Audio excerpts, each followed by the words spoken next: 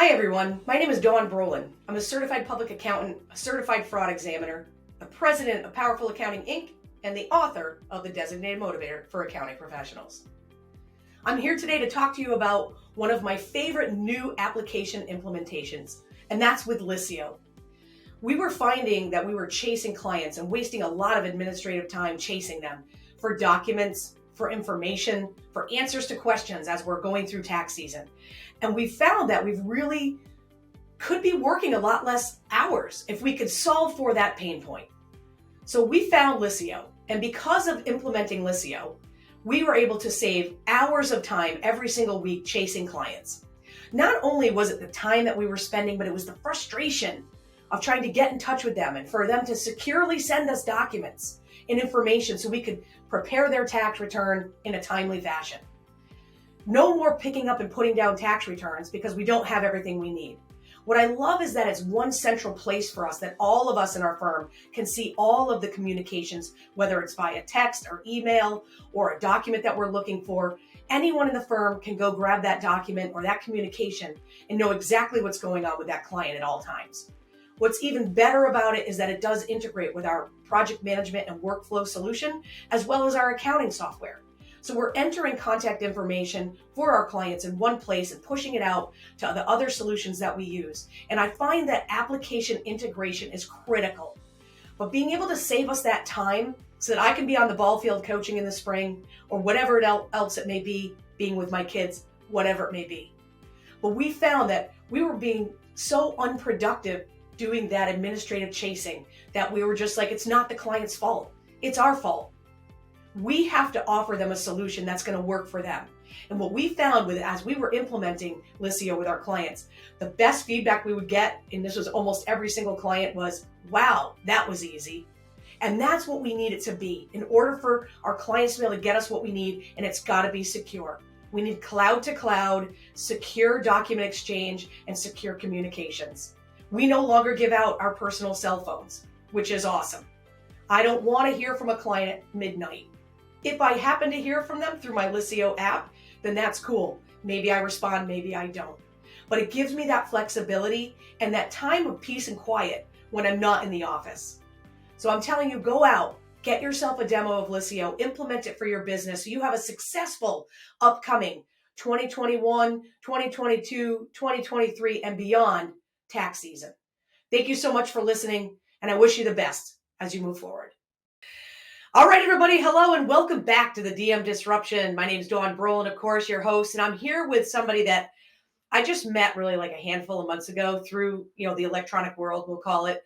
But I'm with Katie Thomas here, and it is Lifetime Online Help me.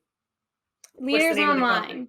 Leaders Online. I'm such an idiot. But really, Katie has one of the sweetest souls of people. You come across people in your life and you're like, is she really? There's no way she's this sweet and nice, but yet she is. And she's intelligent. She's got motivation. She's got drive. Her story is so awesome. I'm excited to share that with you. So, Katie, thank you so much for coming today. I mean, you're out there changing the lives of accounting professionals, and we want to hear all about it. So tell us who you are, what you're doing, why you started, which your story is so great. And tell us just about yourself. Well, thanks so much for having me on, Dawn. I'm super excited to be here. And I'm a CPA, an accountant, like a lot of people who tune in. So I can relate to a lot of what you guys are going through, have gone through with school. And if you are a CPA and took the exam, I feel you. But I took a little bit of a different path once I had worked in public accounting for a little bit. So this is an interesting part of my story because I didn't realize that with an accounting degree that you could really do a lot, and that just the foundation of those skills are really transferable, and they also give you a lot of credibility. So that's something I want like all accountants to know is like there's so many options. For me, I do marketing and public relations. But you can go into technology, you can go into consulting, you can go literally into anything. And if you have a background in this industry, people automatically, they want to hear from you because you understand businesses. Right. Absolutely. And so being a CPA yourself, I've always said, I try to tell this to like the application providers and the different companies, the vendors that we work with, that listen, honestly, I'm going to listen to Katie before I'm going to listen to maybe one of your salespeople or one of the people that are in your marketing department, because I trust Katie knows where I stand. She understands, she's been through the CPA exam, which is one in and of itself. I was watching on social media this weekend and a young man had, passed the CPA. And I was just, like, it brings you right back to when, if you remember, Katie, I don't know about you, but I don't even know how I passed this thing, right?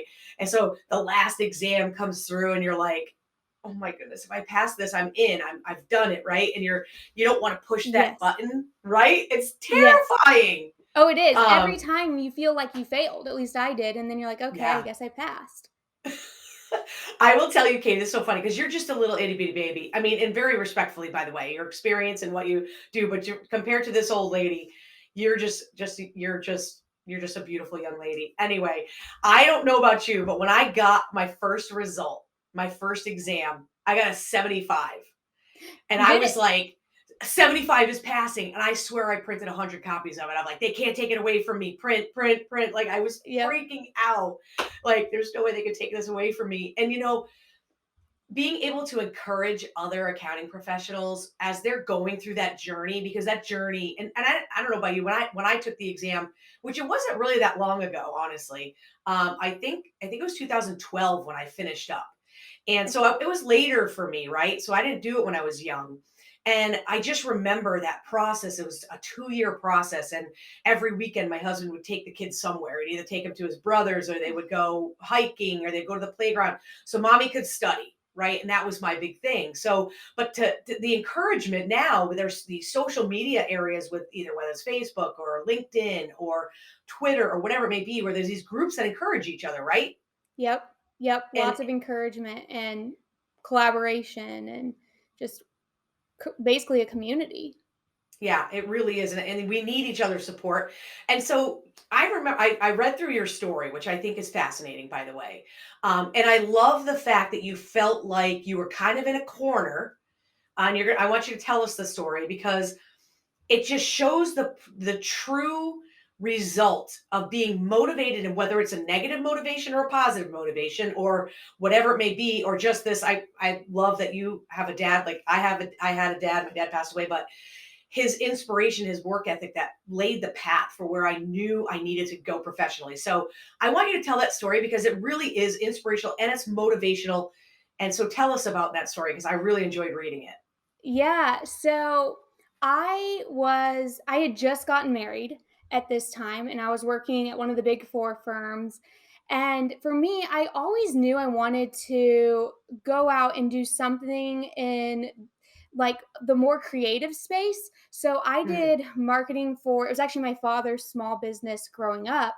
From the time I was 16, I was working with them and really helped them all up until I started at EY. And so I was mm, super familiar with that space and I loved it. But then I got into accounting because people said that's the language of business. And long story short, I was at EY. I had just gotten married and I came down with this weird sickness that I was in the hospital for 9 days. The doctors were telling me that my heart could stop at any minute. I mean, I was perfectly healthy. And then all of a sudden I wasn't. And people are, doctors are like, we don't know really what's wrong with you.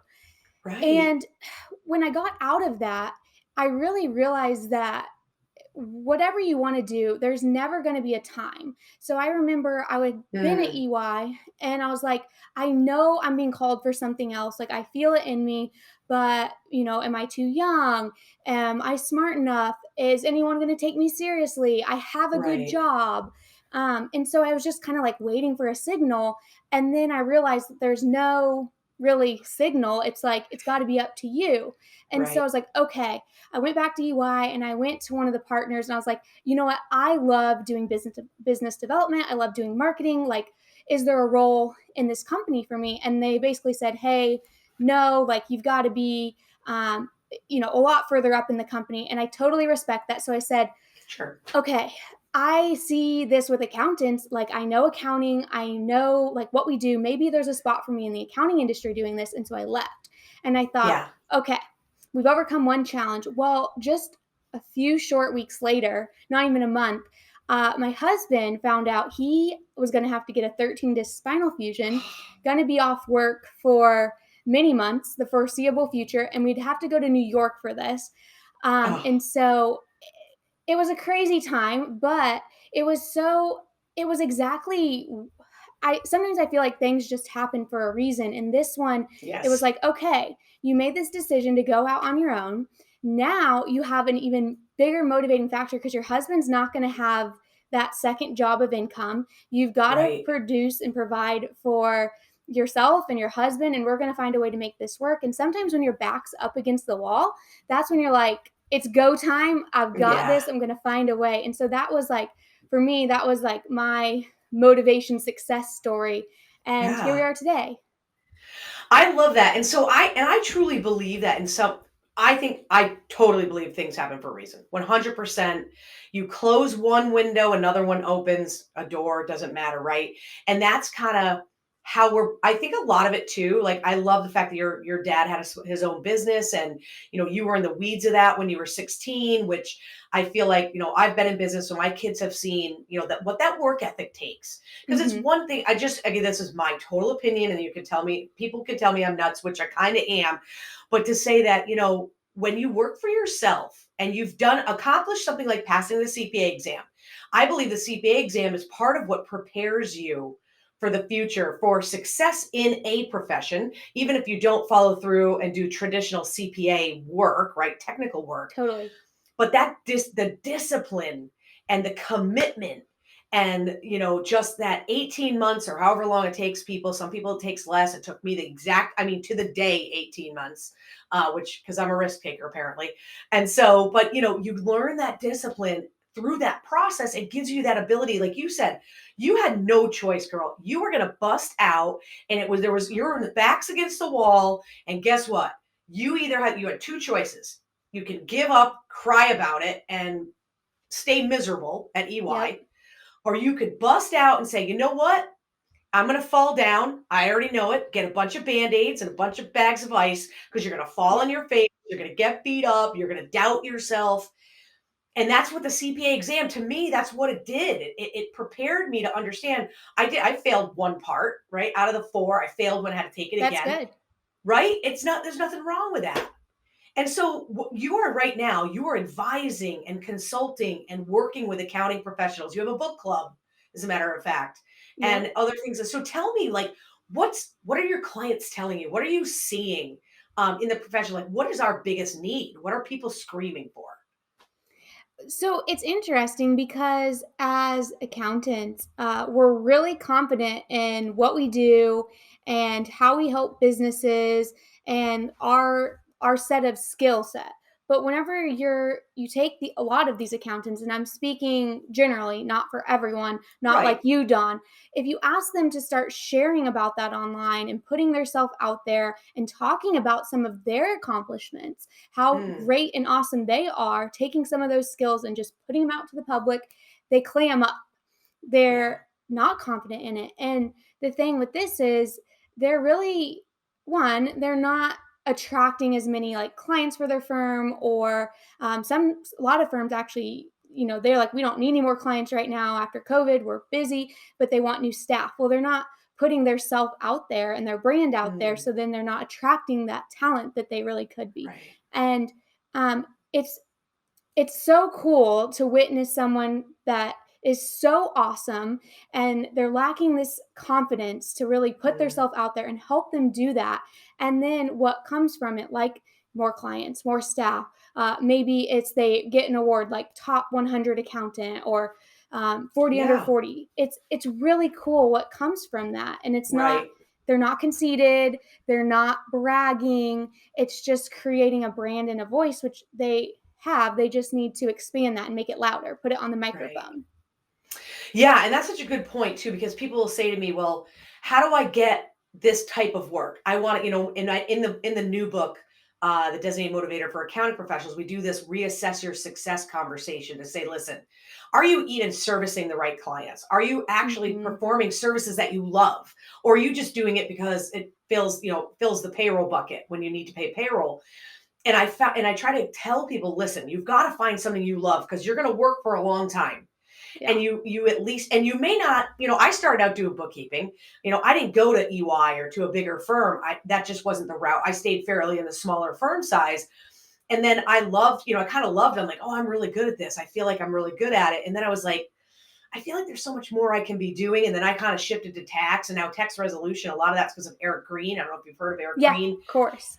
Eric has steered me in a direction that I can't be more thankful for. I kind of feel like if I had him when I just graduated college, my life would have been very different. Not that I would change anything because I wouldn't, but he really helped me steer in this direction of passion, of motivation, what I want to do to help people. And so I think that you're right. Like, be loud and proud. And, you don't have to be like, it's not even about being cocky. It's about being knowledgeable and sharing that knowledge with other people who need to hear that knowledge. And when Exactly. you do that, you make that loud voice, people are going to go, oh, I need somebody for a QuickBooks data cleanup. Oh, I know who that is because I see them on social all the time. Or somebody to do Exactly. an employer retention credit calculation, right? Or R&D or whatever. When you make yourself known that that's what you do, you will get referrals and you will get clients that you're looking for, right? And I'm sure you see Exactly. that with people, right? They're are they servicing clients they maybe shouldn't. And are you having those conversations with your people? Yeah, it comes up a lot because a lot of times they Mm, are not currently serving exactly who they want, or maybe they've made that transition, but they still have, a handful of clients over here that they're like, I need to replace that revenue. And it's like, okay, but if no one knows you, then you are just relying on your existing clients to pass along the referral. Whereas if you have an online perception and brand and people know you, maybe those people seeing you all the time, those aren't your clients, but it's like, hey, my friend over here who has a similar business is looking for this. Have you seen Dawn online? She clearly knows what she's talking right, about. Like, you should check right. her out. Right. Yeah, and I think, and as you would probably can testify to this too, there's enough work for everybody. Oh, I yeah. I kind of every once in a while I giggle. I'm like trying to remember the last time I went in my office and I sat down in my chair and I said, "Boy, I don't really have anything to do today." Like, I kind of have that as a goal personally, is to be able to like work myself out of work, which is what I try to tell my clients. Listen, I don't want to be on your dime 24/7. I want to get in, I want to do really good work for you, give you great advice and help you move your business forward. But at the same time, you know what? I someday would love to catch up. That would, like, I every November and December, that's my goal, right? Is to catch up on my work so I can maybe take a couple weeks off. Hmm. Imagine. And so with that, shifting a little bit to helping people that you're working with, these CPA firms, CPA owners, firm owners, and things like that. That's your primary people of the firm owners that you're talking Yes. to. Yep. And so to help them understand that, there can be work-life balance and people throw work-life balance around. Now there's never I mean, I just don't see us on a teeter-totter where it's ever even. I Right. think that we have tax season and we're doing a lot of that.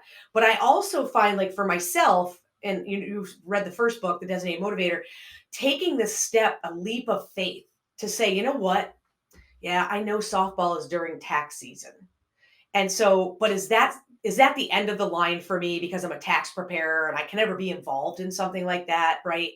So for me, it's not equal. I'm not at softball the equal amount of time I'm working, but it gives me that ability to have a clear mind, and I think it's really helped me focus better. And so, are you finding your practitioners, the firm owners that you're working with, that they really struggle with that, with being able to do something they love to do outside of the office? Oh, yeah. I mean, I think that for a lot of us too, just the personality of our profession. Again, I'm generalizing here, but we're very Sure. motivated, very dedicated to what we do and to our clients and our team members. That it's a challenge for us. And I think though for a lot of people, it's like it takes something significant to pull them out. For example, I know one firm owner I work with, she realized that her son was graduating this year and she was like, "Oh my gosh, like I've been Right. working his whole, high school." And so she way pulled back and was just like, "I don't know why this just hit me." So I think it's really cool, like you telling that story that, like, you took on coaching the softball team and stuff, and it wasn't like that was something, you had to do, but it was a moment to like pull you back and make you realize like, okay, I can do this and I can rearrange my schedule. Or sometimes I think too, when you put something like that on your schedule, at least I've just found personally, it's like you make it work. Like time just expands how it needs to expand. And that's not to Mhm. say you can only work 1 hour a day versus 8, but it's like you can Right. kind of give yourself deadlines and speed things up or move things around to just make it all work. Yeah, and I think too, like for me, and it's one of my examples is okay.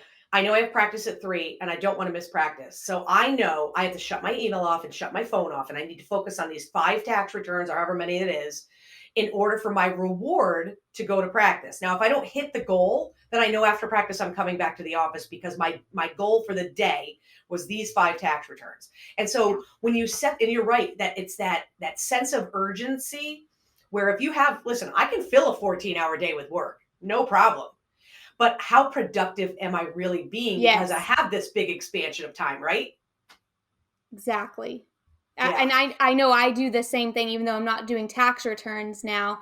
I've always been into horseback riding, and I kind of, especially when I started my business, like let that not be as much of a priority. And so like as Mhm. soon as I put it back on my schedule and scheduled lessons again and like really devoted myself to being committed to doing it, it was like you have that reward and you're going to work towards it and take the time away. Absolutely. And I feel like, I just, when I have another thing that I can go, and it's like clearing your mind, really, at the end of the day. Yeah. And I love that you horseback ride. A very dear friend of mine, I don't know if you heard of Heather Satterley. I She's don't out think of Rhode so. Island. Heather is, she and Liz Scott run the Appy Hour. Oh, Um, yeah. Okay. Of course. Heather. Yeah. Heather. And So Liz. she loves horseback riding. I And did not know so that she about her. started to, yeah, you guys would, oh my goodness, you guys would love each other. She started horseback riding, maybe 6 months ago. I don't know if it was longer than that. She was renting a horse. She Mhm. now has bought a horse and she goes horseback riding. She's got this group of friends and everything. And it just, you can see a person's world change when they are embracing something that they're passionate about outside of work. I mean, we all love to, we're people pleasers, accounting, sorry, you are. We do have this stigmatism, and I think you alluded a little bit to it, where people are like, oh, well, I'm in the accounting profession, and so I'm supposed to be professional, and I'm supposed to be in my suit all the time, and I'm supposed to be doing tax returns, and don't talk to me during tax season. And even at Scaling New Heights, I have to say, I think it was Veen had the best T-shirt award at Scaling New Heights, and it said, "I'm sorry for what I said during tax season," and that Yes. just like, right? That was creative. But to think about that is the attitude. It's like, well, we just don't. My friends will be like, "Oh, we don't want to bother you during tax season." It's like, dude, I'm still a person, Yeah. and I can still go out to dinner. I can still eat, right? Right. And we So just find, important. yeah, so You can't important. And like people, go ahead. oh, I was gonna say you can't lose your identity to a job or a profession, and it's hard to not lose it sometimes, which is sad. You have to be intentional about it. Absolutely. And I love what you said about your client who realized, oh my goodness, my kid's going to graduate. And I feel like, like with in softball, I always try to teach the kids and I try to drill into their heads, listen, do not have regrets. Life is shorter than you think it is. And it's busier than it's ever been before. But if we don't stop for a hot second and say, listen, the work will be there. You'll get the work done. But to understand that you don't want to look back and go, oh my goodness, I wish I'd done this. Or my kids now off to college and now they're gone. Bye. They're out of here. And it's like, I miss that whole opportunity to be a bigger part of my kid's life. Now, listen, I understand there's some people like, listen, this is what you do.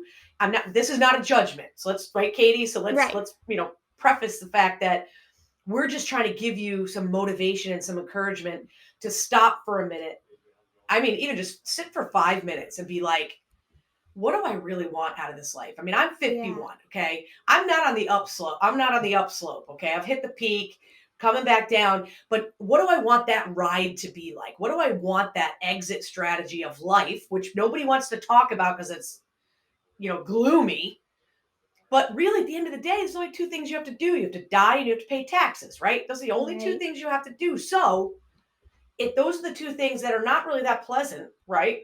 Let's see how we can fill our lives, even if it's just an hour a day, an hour a week, 2 hours a week, that you can really feel good about something for yourself. And guess what? Here's the thing, Katie. I'm sorry, I'm talking probably more than I should, No. but Great. I'm I just connect. I really connect with you. Like it all makes sense to me. And I look back and I say, what if I had done these things? And what if I took some time to myself? Because I know it re energizes me. And I know that, listen, I'm going to have regrets. There's no doubt. Everybody's going to have them. That's inevitable. But can we minimize the regrets? And what does that Right. mean for you? There's a commitment thing, or there's continuing education, or whatever that may be. But to look outside of all of this professional work, and I'm a CPA and all this stuff, and say, you know what? I'm also a person. And you're going to lose. I lost staff for when I made that decision. People quit. People, they were like, you're not in the office enough. I mean, I don't know if this is the truth because they never really told me, but it's like, why? What was the problem? I wasn't in the office 16 hours a day, which is that's what we're supposed to be doing. Or, you didn't feel like I Mhm. was working as hard as you were. It's like, okay. And you're going to have that negativity. You just have to be willing to accept it, right? At the end of the day. Yeah. Yeah. And I think So, something that about that is, like, so powerful to do, and then have grace if that changes, because, like, what you think brings you joy, like, maybe right now you are really focused on your career, and, like, the thought of doing some sort of project or taking on extra work is like that really does give you a lot of joy. That's great, but then a year changes and now you're having a family or something like that, and it's like, okay, I've got to take a step back, and maybe your life looks different, or your view of joy looks different now. Like, that's okay too. I know that's been something I've yeah, experienced, is like accepting that your wants, needs, desires are going to change. And that doesn't mean that you as a yeah. person aren't as committed or anything like that. It's just like, no, like, you're at a different stage in your life now and priorities do change, and that's okay. You're still a committed person to your job and your profession. I love that. It's like I say reassess your success, but reassess your joy. Like it sounds corny, but it's true. Like you don't want to be that person who's on the shirt that said, I'm sorry about what I said during tax season. You don't want that Yes. to be your message. I mean, No, you don't. it's funny, but that is not what I want to be perceived as, is like, oh, it's tax season. We won't see Brolin for 3 months. And yet I'm like, so, this is super funny too. And then maybe you go out, to watch a game at a bar with your buddies, like on a Friday night or something, and you go and you show up and they're like, what are you doing here? It's tax season. It's like, what?